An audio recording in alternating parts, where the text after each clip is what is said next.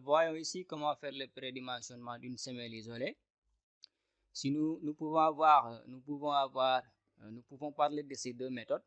Soit on peut passer par la méthode des rapports égaux, bien la méthode homothétique, soit on peut passer par la méthode des débords constants. Et dans tous les cas, on a à combiner deux formules pour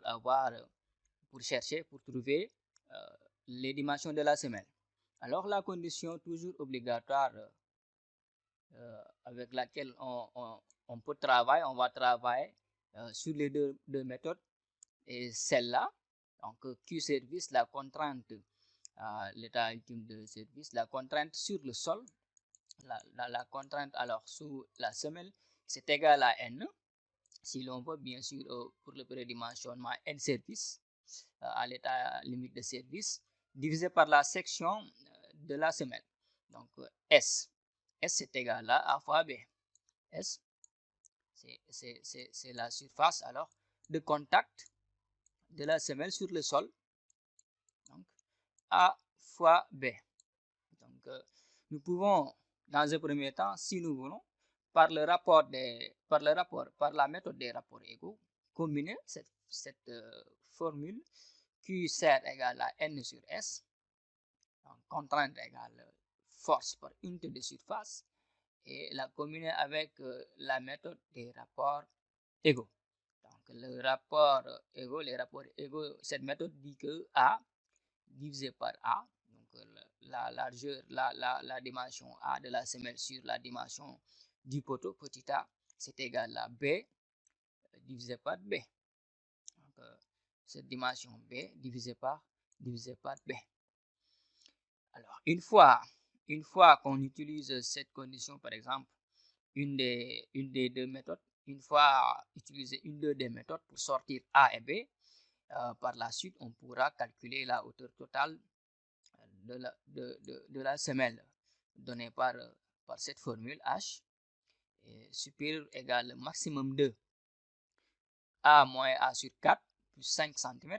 C'est 5 cm, donc c'est l'enrobage de la partie inférieure de la semelle. Et donc B moins B sur 4 plus 5 cm.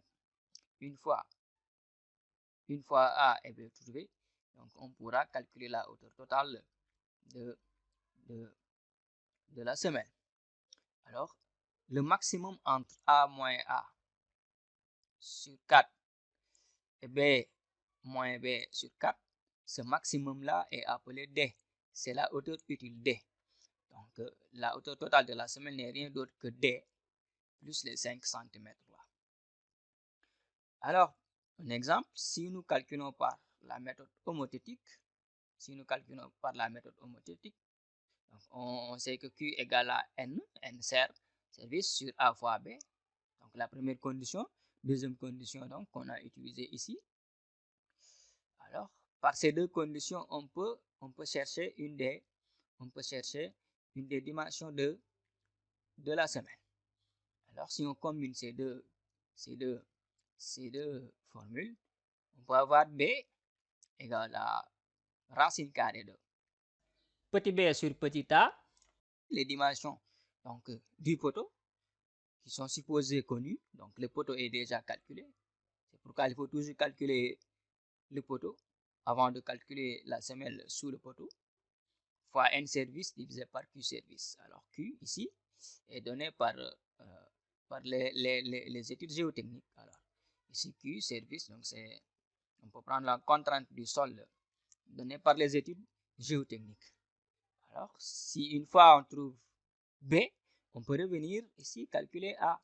Alors A c'est égal à B fois petit a sur petit b. Et dans ce cas on a alors notre dimension, nos deux dimensions de la semelle. Donc ce qui nous donne ici B fois petit a sur petit b égale à A. Donc une fois A et B trouvé, on peut revenir maintenant calculer H, la hauteur totale de la semelle.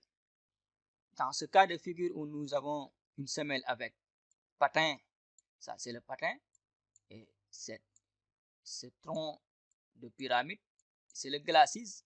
On pourra calculer après la hauteur du patin et ce qui reste sera la hauteur du glacis. Et on peut calculer directement la hauteur du glacis et ce qui reste donne la hauteur du patin.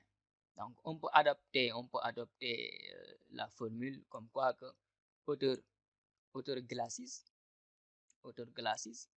ça c'est cette hauteur là h. Donc g, ça c'est hp, hauteur patin. Donc on peut adapter est égal à la hauteur totale divisé par 3.